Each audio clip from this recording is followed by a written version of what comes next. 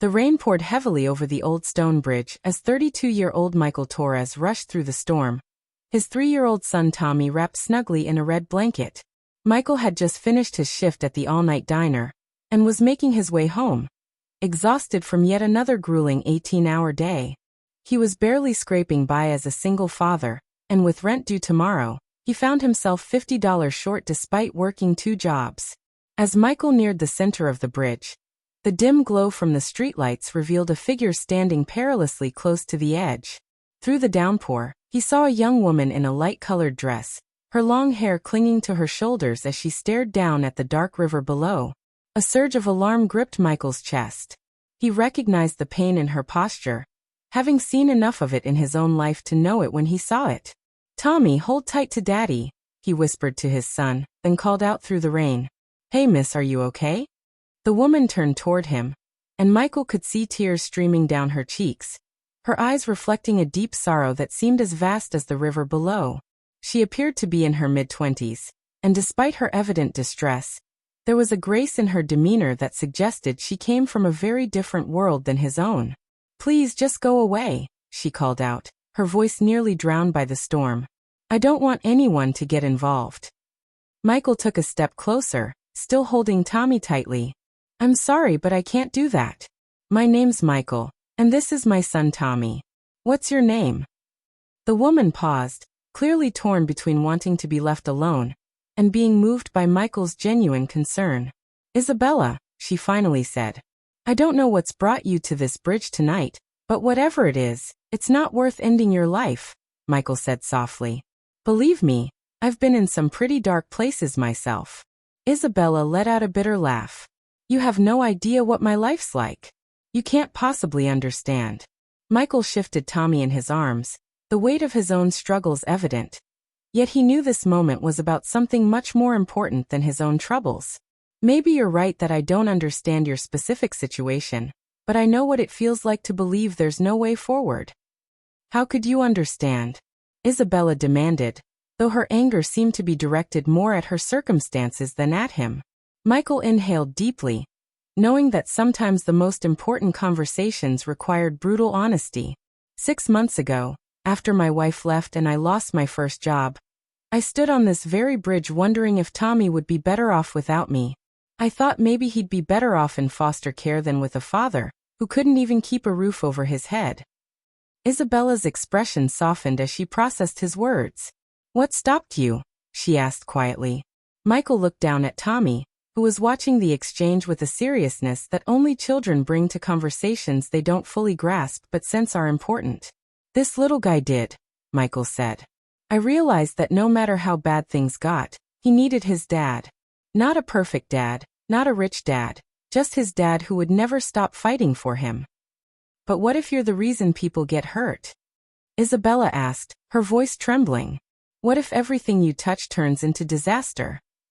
Michael could see that Isabella was carrying a heavy burden, guilt over something specific that had driven her to this point of desperation.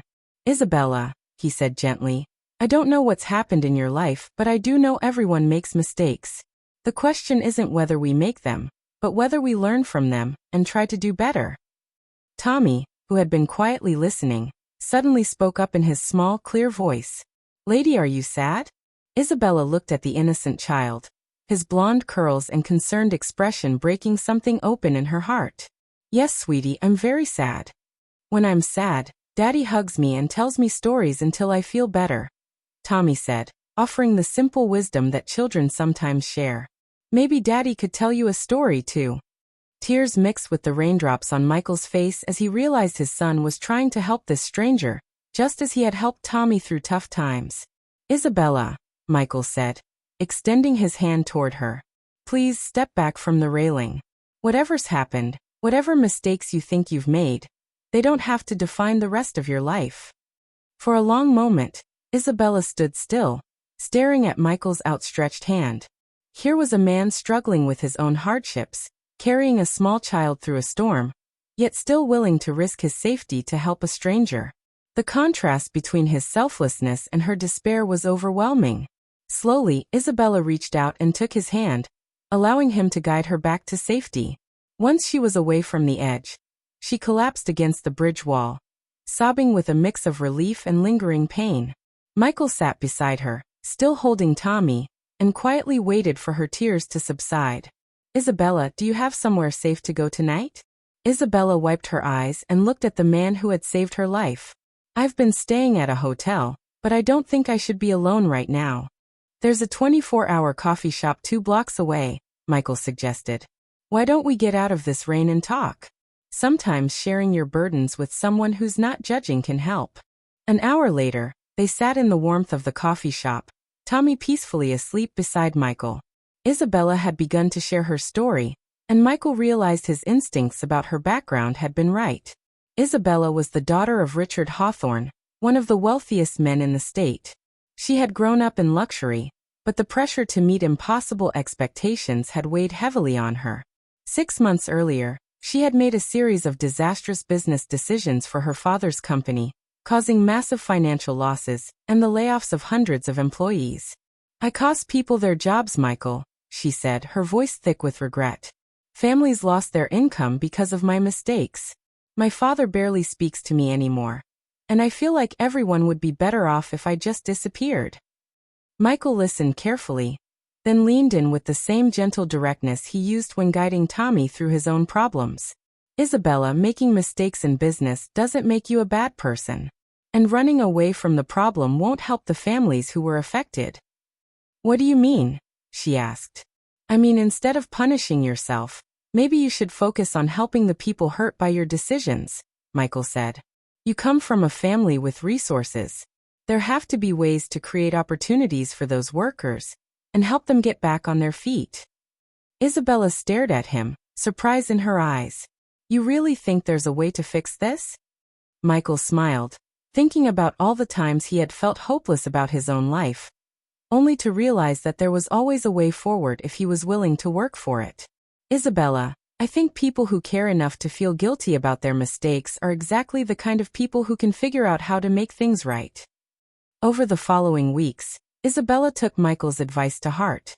Rather than hiding from her father or avoiding the consequences, she developed a plan to help the displaced workers.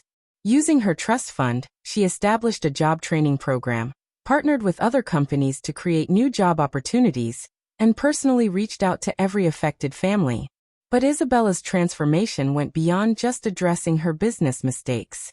Her encounter with Michael and Tommy had shown her a new kind of bravery. The courage to face life's challenges with love and determination, rather than relying on wealth and privilege. 6 months later, Isabella visited Michael at the garage where he had found steady work as a mechanic. She had quietly helped him secure the job through her family's connections, without seeking any recognition. "Michael," she said, watching him work on a car engine while Tommy played nearby, "I wanted to thank you for saving my life, but not in the way you might think." Michael looked up from his work, wiping his hands on a rag. "What do you mean?" "You didn't just pull me back from that bridge," Isabella explained.